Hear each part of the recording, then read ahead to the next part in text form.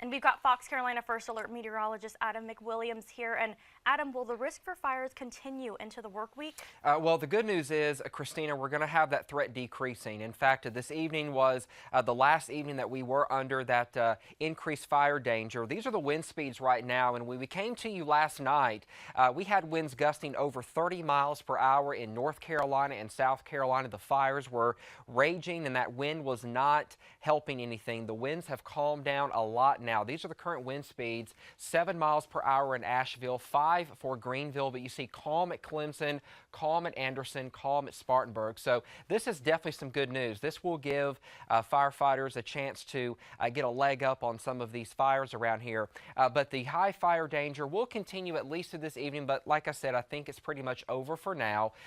The low relative humidity has also played a part in this, in addition to the high winds. And the relative humidities will be coming up as we head through next week, as we have a storm system that will be moving into the area. But we still have multiple fires ongoing, so this is still a serious situation that we're dealing with. And the drought monitor, we have been abnormally dry in a good portion of our viewing area. You can see here in the North Carolina mountains, also here in the upstate, some parts of our area have been abnormally dry. The good news is we do have some rain that is on the way.